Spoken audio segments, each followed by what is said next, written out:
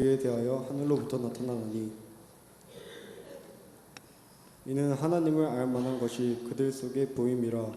하나님께서 이를 그들에게 보이셨으니라. 창세로부터 그의 보이지 아니하는 것들 곧 그의 영원하신 능력과 신성이 그가 만드신 만물의 영원히 분명히 보여 알려졌나니 그러므로 그들이 핑계하지 못할지니라. 하나님을 알되 하나님을 영화롭게도 아니하며 감사하지도 아니하고 오히려 그 생각이 허망하여지며 미련한 마음이 어두워졌나니 스스로 지혜 있다 하나 어리석게 되어 썩어지지 아니하는 하나님의 영광을 썩어질 사람과 새와 짐승과 기어다니는 동물 모양의 우상으로 바뀌었느니라. 그러므로 하나님께서 그들의 마음의 정욕대로 더러움에 내버려 두사 그들 몸을 서로 욕되게 하게 하셨으니 이는 그들이 하나님의 진리를 거짓으로 바꾸고 피조물을 조물주보다 더 경배하고 섬김이라. 주는 곧 영원히 찬송할 이시로다. 아멘. 이 때문에 하나님께서 그들을 부끄러운 욕심에 내버려 두셨으니 곧 그들의 여자들도 순리대로 쓸 것을 바꾸어 영리로 쓰며 그와 같이 남자들도 순리대로 여자 쓰기를 버리고 서로 향하여 음욕이 부릴 듯하며 남자가 남자와 더불어 부끄러운 일을 행하여 그들의 그릇 때문에 상당한 보응을 그들 자신이 받았느니라. 또한 그들이 마음에 하나님 두기를 싫어하며 하나님께서 그들을 그 상실한 마음대로 내버려 두사 합당하지 못한 일을 하게 하셨으니 곧 모든 불의, 추악, 탐욕, 악의가 가득한 자요, 시기, 살인, 분쟁, 사기, 악독이 가득한 자요, 수근수근하는 자요, 비방하는 자요, 하나님께서 미워하시는 자요, 능욕하는 자요, 교만한 자요, 자랑하는 자요, 악을 도모하는 자요, 부모를 거역하는 자요, 우매한 자요, 배약하는 자요, 무정한 자요, 무자비한 자라. 그들이 이 같은 일을 행하는 자는 사형에 해당한다고 하나님께서 정하심을 알고도 자기들만 행할 뿐 아니라 또한 그런 일을 행하는 자들을 옳다 하느니라. 아멘.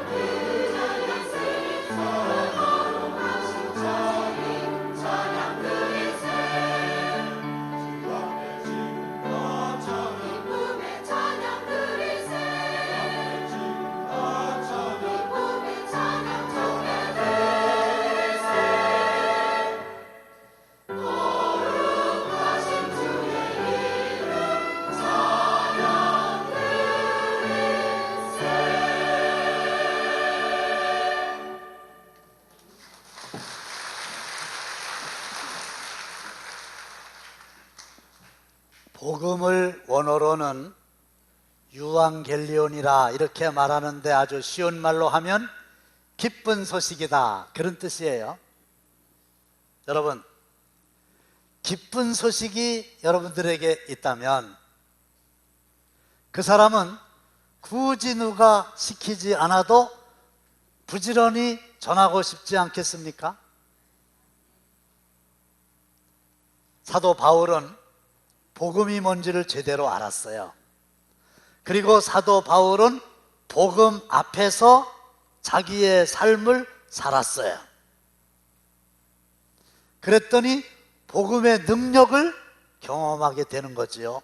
그러니까 그 자체가 너무 기뻐서 1차, 2차, 3차 세계 전도 여행을 그 갖은 고난을 다 감수하면서도 부지런히 감당했던 거예요.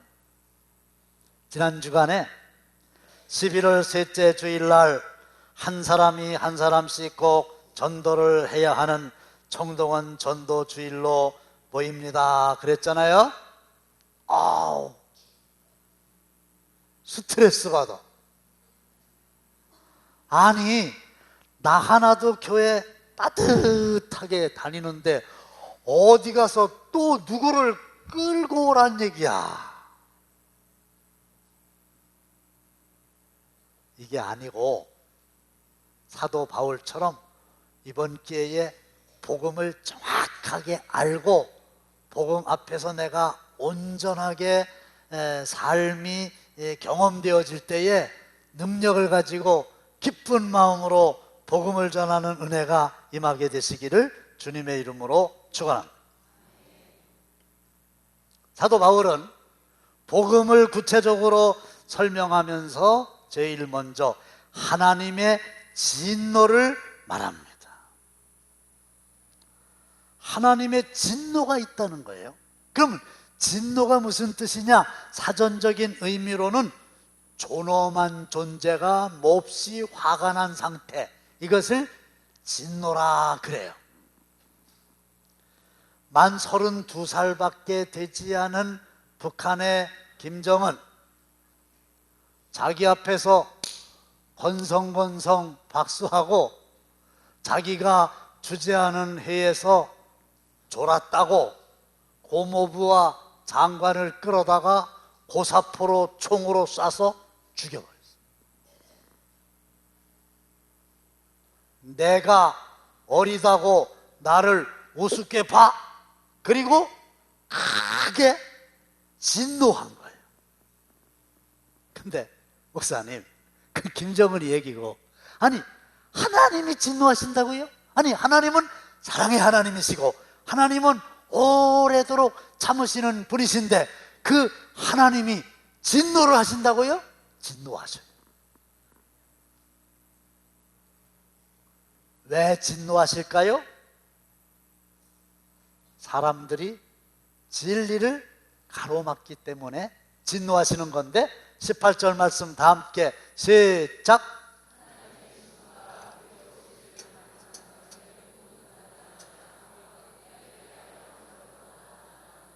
하나님의 진노가 하늘로부터 나타나는데 진리를 막은 사람들에게 나타나는. 일본 정부는 독도는 한국 땅이 아니고 일본 땅이다. 그리고 한국에서 주장하는 위안부는 사실은 스스로 매춘을 한 여성들이다, 이러잖아요. 한 번도 아니고 두 번도 아니고 계속 그런 주장을 하는데, 우리 한국 국민이라면 누구든지 그런 주장을 들을 때에 마음속에 분노가 치솟지 않겠습니까? 말이 안 되는 소리를 하고 있잖아요. 일본을 가고 싶은 마음이 없고 일본 선교사한테 선교비를 계속 보내야 하나 갈등을 해요. 그러면 왜 한국민들이 분노하냐? 사실이 아닌 걸 가지고 진리를 가로막는 짓을 하니까 속에서 분노가 치밀어 오르는 건데, 하나님은 왜 분노하실까요? 독도 때문에 분노하시는 거 아니고요. 위안부 때문에 분노하시는 거 아니고요. 뭐 무시한다고 김정은이가 분노한 것처럼 그래서 분노하시는 게 아니에요. 하나님의 입장에서 분노하실 수밖에 없는 건 이런 거예요. 자, 하나님은 분명히 시퍼렇게 지금도 살아계셔서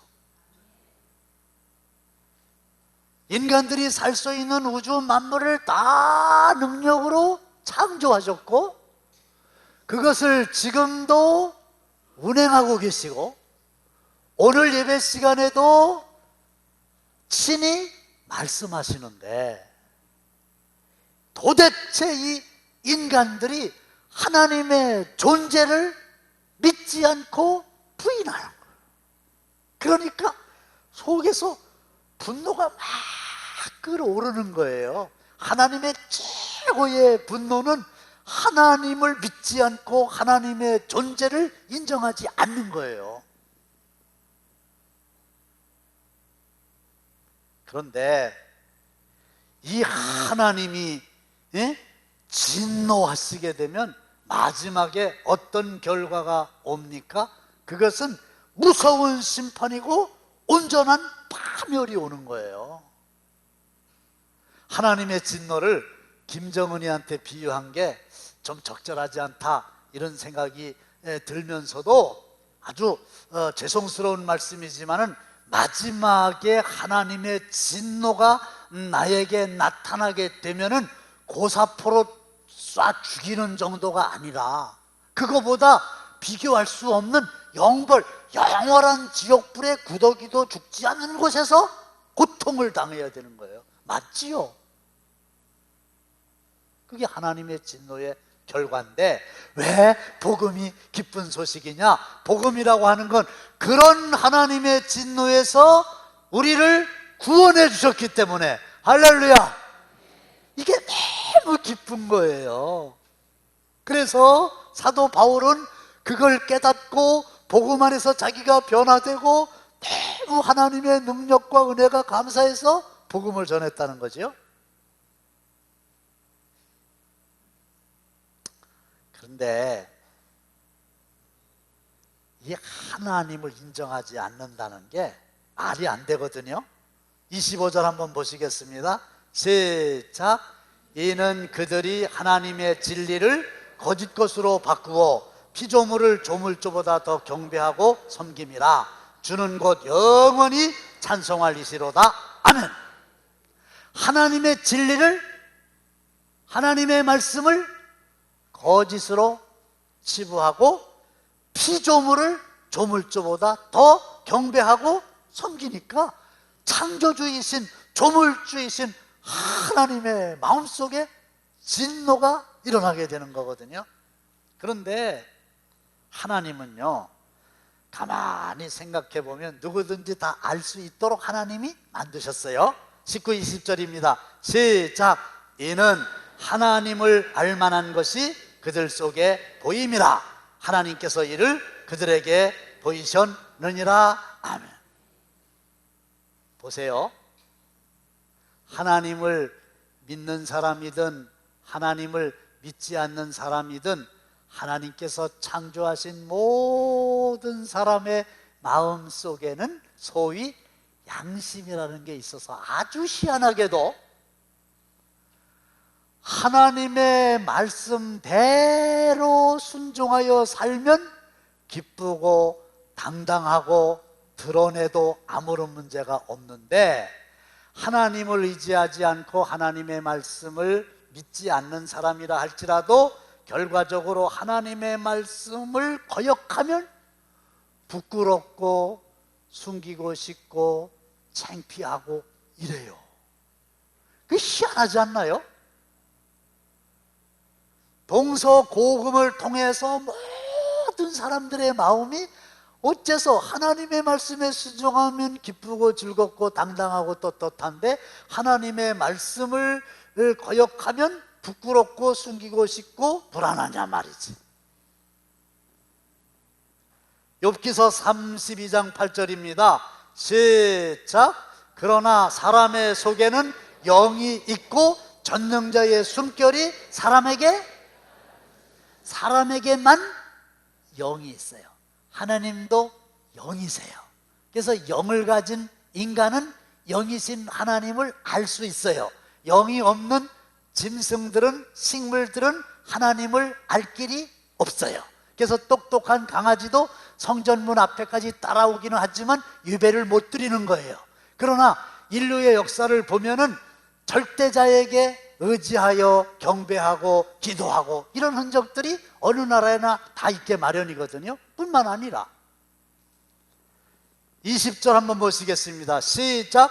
창세로부터 그의 보이지 아니하는 것들 곧 그의 영원하신 능력과 신성이 그가 만드신 만물에 분명히 보여 알려졌나니 그러므로 그들이 핑계하지 못할지니라. 그대로 두세요. 보이지는 않지만 하나님의 영원하신 능력, 하나님의 신성, 이게 하나님이 창조하신 만물 속에 드러난다는 거예요. 그래서 하나님이 안 계시다 이런 말을 할 수가 없다는 거예요. 자, 오늘 중등부가 예배에 함께 참석했는데 감사하고, 태양이 있죠. 근데 태양은 움직이지 않고 그냥 그 자리에 있는 거예요.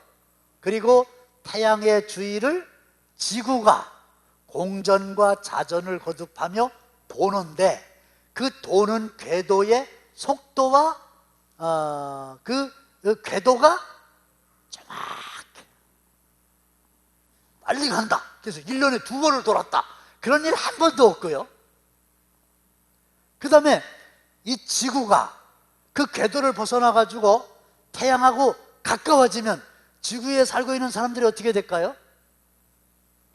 몰라요? 타서 다 죽어요. 진짜로. 조그만 궤도를 벗어나서 멀어지면 어떻게 될까요? 다 얼어 죽어요.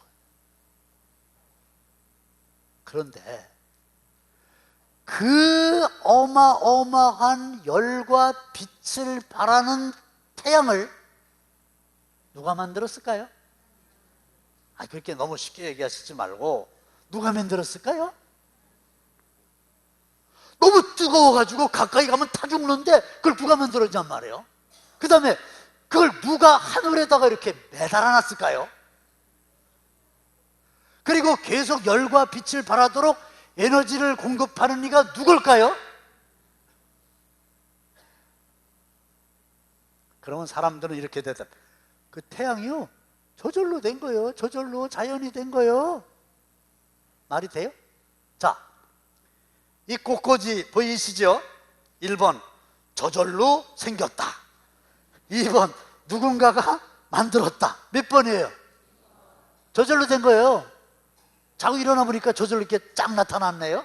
말이 안 된다.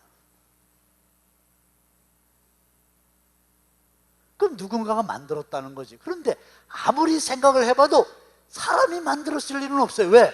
사람이 어떻게 만드냐고. 가까이 가면 다 타서 죽는데. 그러니까 안 되는 거야. 그러니까 이 지식의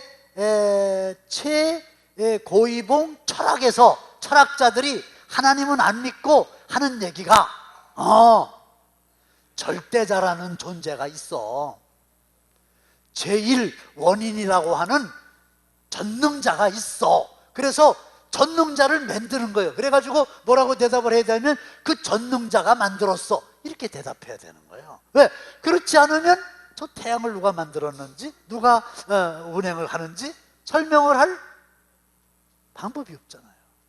근데 우리는 감사하게도 그 전능자가 누구시라고요? 하나님이시라. 이걸 안단 말이에요. 그 찌른 듯이 무덥던 폭염을 하루아침에 날려보내신 이가 누군가요? 삼성에서 에어컨 틀어서? 아니잖아요. 저절로 됐다고요? 아니잖아요. 하나님의 섭리란 말이지. 그래서 이 사람들은 자기의 마음속에도 창조주 하나님으로 할 수 있는 여지가 있고, 하나님이 만드신 만물 속에도 하나님의 전능하심이 드러나 있어서 어차피 하나님을 알게 돼 있는데, 문제는 알고도 하나님을 섬기지 않는다는 거거든요. 21절입니다. 다 함께 시작.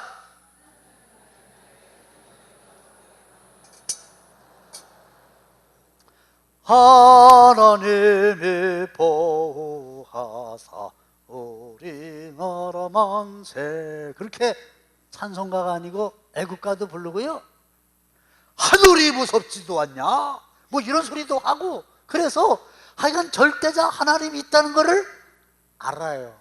근데 알면 뭐예요? 알고도 하나님께 감사하지 않고, 하나님을 알고도 하나님을 영화롭게도 안 해요. 이 말은 뭐예요? 의도적인 배신이라는 거예요.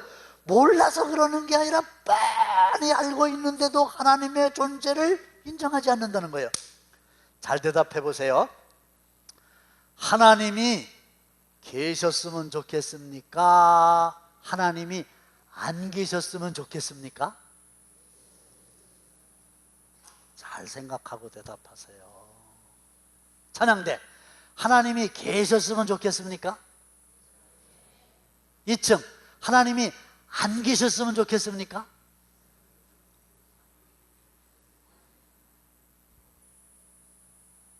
정직하게 말하면요, 내가 하나님의 말씀대로 살고 하나님의 뜻을 행하면 하나님 계시면 좋지, 그렇죠? 근데 내가 하나님의 말씀을 거역해가지고 하나님이 하지 말라는 거 골라가지고 했어요. 쉽게 말씀드리면 죄를 졌어요. 그러면 하나님이 그때는 계시는 게 좋아요? 안 계시는 게 좋아요? 예? 그래도 계시는 게 좋아? 그런 소리 하지 마세요. 우리가 계시면 좋고 안 계시면 좋고 뭐 이런다 해서 하나님이 계시기도 하고 안 계시기도 하고 그런 건 아니지만은, 우리가 죄를 지을 때는 하나님이 안 계시는 게 좋잖아요. 안 그래요?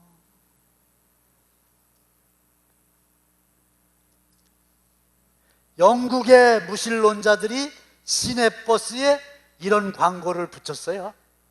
아마도 신은 없을 것이다. 걱정 말고 인생을 즐기라. 시내버스 광고예요. 근데 어제 발견한 건데, 대한민국 경기도에 시내버스 광고가 있는데, 신이 없어도 인간은 열정적이고 영적일 수 있다. 당진에 대고 붙일까 봐 기도해야 될 거예요. 이게 무슨 말입니까? 하나님은 안 계시니 염려하지 말고 당신의 인생을 즐겨라. 그러면 당신의 인생을 즐기라는 말이 뭐예요? 죄 짓고 살아라. 네 하고 싶은 대로 하라. 왜? 하나님 안 계시니까. 일본 정부가 독도가 진짜로 자기네 땅이라고 생각할까요?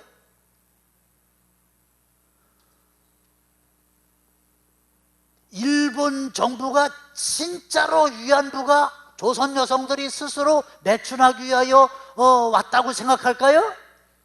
아니에요. 강제로 자기들이 동원했다고 하는 증거가 저들한테 더 많어.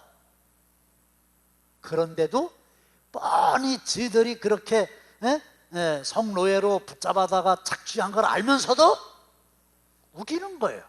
왜 그럴까요? 의도가 있어. 의도가 뭘까요? 그들의 국가 이익이에요. 그래서 그러는 거예요.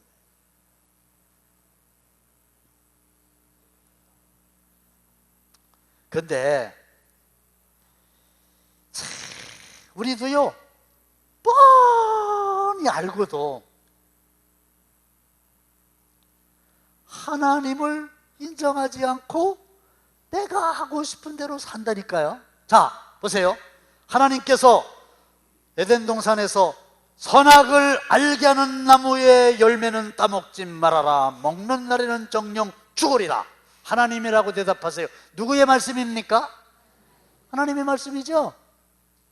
근데 그 하나님은 지금도 우리에게 말씀하세요. 도적질하지 말아라. 거짓 증거하지 말아라. 탐내지 말아라. 간음하지 말아라. 말씀하시죠? 말씀하세요. 근데 반대쪽에서는 마귀가 또 뭐라고 그러냐면 먹어!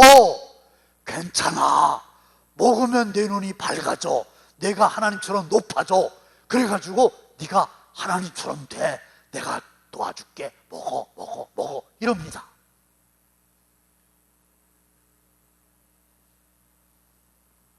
오늘도 똑같아.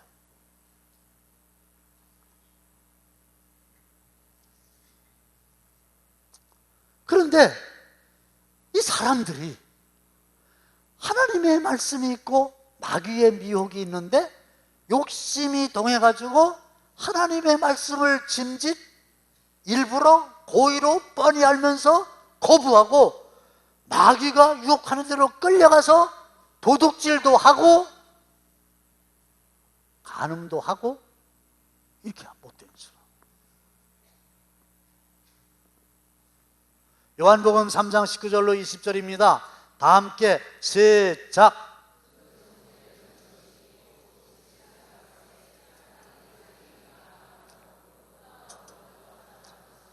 악을 행하는 자마다 빛을 미워하여 빛으로 오지 아니하나니 이는 그 행위가 드러날까 하며, 사람들은 어두움보다 빛을 더 사랑해야 되는데 우리 예수님이 빛으로 우리에게 오셨잖아요. 근데 빛보다 어둠을 더 사랑해야. 왜? 빛이 비추면 자기의 악한 행위가 다 드러날 것 같으니까 싫다는 거예요. 하나님 싫다는 거예요. 하나님 마음에 두기를 싫어하는 거예요. 자, 소변금지 이렇게 써놓은데 보셨죠? 되게 으슥한데, 그런 데서 이제 사람들이 자꾸 노상방뇨하니까 소변금지 이렇게 이제 써놓은 거예요. 그럼 거기서 이제 소변 보면 안 되거든? 근데 무슨 사정이 있나? 거기 가가지고 이제 거꾸로 있는 거야. 지금 변소 이래가지고 거기서 이제 노상방뇨를 하는 거예요. 어색한 데 가서. 그런데 초저녁에 이렇게 이제 껌껌한 데 가서 노상방뇨를 하고 있는데 지나가던 차가 헤드라이트를 쫙 비췄다고 가정해 봅시다. 좋아요, 싫어요? 왜? 지금 하면은 안 될 금지한 것을 지금 하고 있는데 어두울 땐 그게 안 드러나가지고 그냥 묻어서 갈 판인데 빛을 쫙 비치게 되면 그게 다 드러나니까 싫단 말이에요.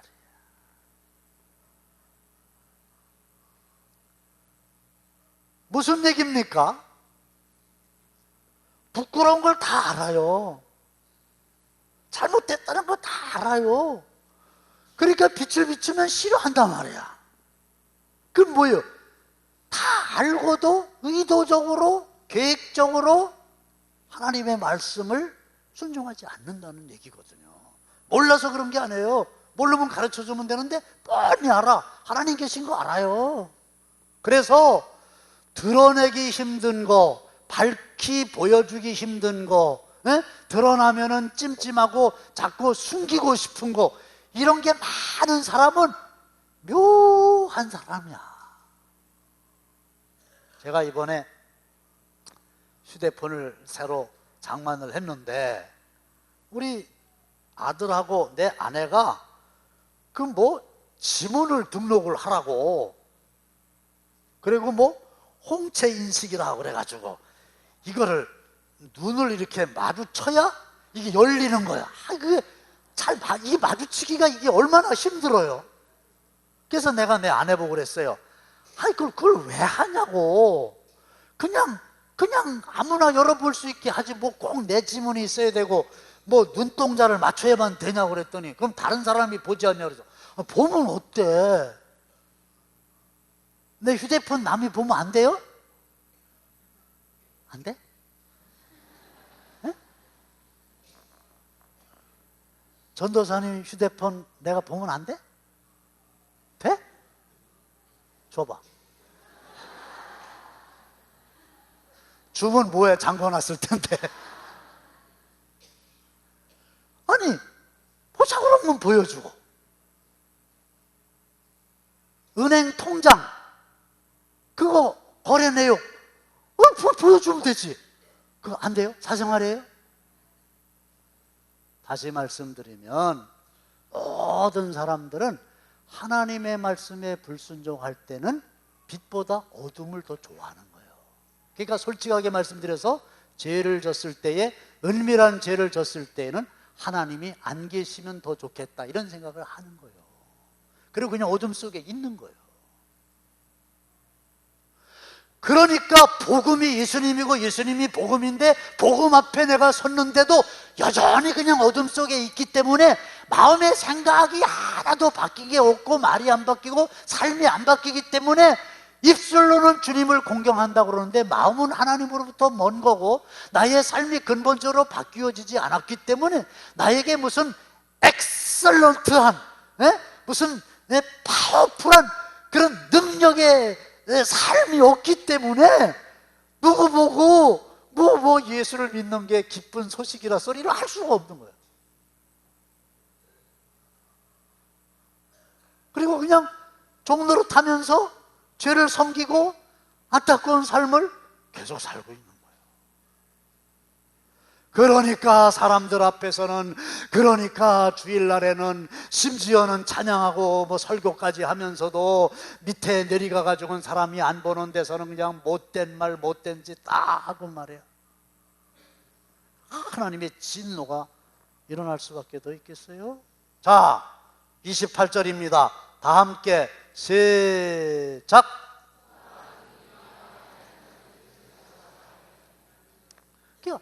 하나님을 마음에 두기가 싫은 거예요. 갈등이 있잖아요. 하나님이 내 안에 계시면은 이게 참 어렵잖아요. 근데 오늘 본문에 보면 하나님이 그냥 내버려 두사, 그냥 내버려 두사, 그냥 내버려 두사. 하나님이 우리의 마음을 안 붙잡아 주잖아요. 그럼 그냥 우리 마음이 우리 마음의 주인이 내가 돼가지고 그냥 사는데, 그럼 어떻게 되냐? 불의, 추악, 탐욕, 악의, 시기, 살인, 분쟁, 사기, 악독, 수군, 비방, 미움, 능욕, 교만, 악, 거역, 우매, 배약, 무정, 무자비.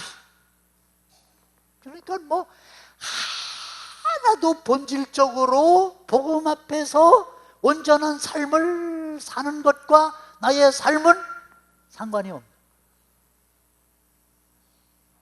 그래서 잠언 4장 23절에 시작. 모든 지킬 만한 것 중에 더욱 내 마음을 지키라. 생명의 근원이 마음이 문제인 거예요. 이 마음 속에 하나님을 모셔서 하나님이 왕이 되셔서 내 마음을 다스려 주셔야 되고, 내가 순간순간마다 하나님을 묵상하고 하나님을 바라보고 하나님의 말씀 안에 거하고, 할렐루야! 이러면 사람이 싹 바뀌지. 사람이 싹 바뀌면요, 그렇지 않은 사람들의 말과 행동이 눈에 들어옵니다. 눈에 안 들어오면요, 똑같아서 눈에 안 들어오는 거예요. 구별이 안 되는 거예요. 들어옵니다. 저건 아니지. 내가 과거에 저렇게 살았는데 저건 아니야. 이게 눈에 다 들어옵니다. 그러면서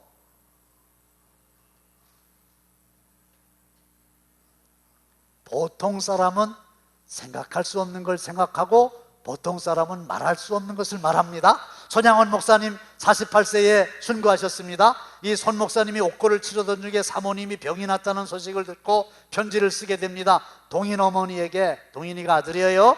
이 같은 뜨거운 여름날에 병으로 10가지 심하니 설상가상의 어려움이겠습니다. 그러나 하나님의 사랑과 진리는 기후와 환경을 초월한 것이니 마음을 평안히 가지시기 바랍니다. 꽃 피고 새우는 양춘 가절에만 하나님의 사랑이 있는 것이 아니라 백설이 분분한 엄동설안에도 하나님의 사랑은 여전하며 오곡백과가 성숙하는 가을에만 하나님의 사랑이 있는 것이 아니라 가만히 있어도 땀이 줄줄 흐르는 이 같은 뙤약볕에서도 하나님의 사랑은 여전하며 온갖 귀한 그릇에 담긴 산의 진미를 먹을 때 하나님의 사랑을 찬미할 뿐 아니라 초라한 집에서 굶주리고 병든 처지에서도 하나님의 사랑을 찬양할지니 항상 기뻐하시고 범사에 감사하시기를 바랍니다. 이게 편지요. 그의 아내 인간적으로 볼 때 그 편지 받고 서운했을 거예요. 평안하게 남편은 감옥에 가서 붙잡혀 있고 자기는 지금 병이 들어가지고 열이 나는데 감사하리야. 사실 감옥에 있는 손양원 목사님의 처지가 병난 사모님보다 더 힘들지 않겠어요? 근데 어째서 이 손양원 목사님은 아무런 게 문제가 안 되고 밖에 있는 자기 아내한테도 평상시처럼 늘 기뻐하고 감사하라고 그럴 수 있을까요? 그거는 단 하나요. 손양원 목사님의 마음에 하나님이 계신 줄로 믿으시기를 바랍니다. 그렇지 않고는 그런 말과 그런 생각과 그런 편지를 쓸 수가 없잖아요. 손양원 목사님의 마음에 하나님이 계신 거예요. 그리고 그런 감옥 속에서도 지금 하나님만 바라보고 있는 거예요. 하나님의 말씀만 묵상하고 있는 겁니다. 그게 복음의 능력인 거예요. 결론, 하나님의 말씀대로 살면 거기에 하나님이 주시는 평안과 기쁨이 있고 그것을 우리는 풍성한 생명이라고 그래요. 그런데 마귀가 주는 미혹에도 기쁨과 즐거움이 있습니다. 그러니까 그걸 하는 거예요. 문제는 영원하지 못하다는 것이고 거짓된 위장된 기쁨이고 후에는 양날 가진 칼처럼 우리를 찌르고 아프게 하는 거고 파멸의 구렁텅이로 인도하는 거잖아요. 맞지요? 그래서 사도 바울처럼 복음이 무엇인지를 정확하게 알고 그 복음 안에서 거의 그리스도인으로 살지 말고 almost 크리스찬으로 살지 말고 퍼펙트, 온전하게 복음 앞에서 삶으로 주님의 능력을 경험하고 이 새로운 신천, 신지의 새 삶의 복음의 능력을 기쁜 소식이라고 믿고 알지 못하는 자에게 뜨거운 마음으로 전하는 여러분들 다 되시기를 주님의 이름으로 축원합니다. 이제는 우리 주 예수 그리스도의 은혜와 하나님 아버지의 극진하신 사랑하심과 성령님의 감동 감화하심이 복음을 알고 온전히 복음 안에서 살기를 원하는 모든 성도들의 머리 위에, 그리고 오늘 함께 예배하는 중등부 앞길 위에, 귀한 물질 드린 성도들의 손길 위에 영원토록 함께 하시기를 간절히 축원하옵나이다. 아멘.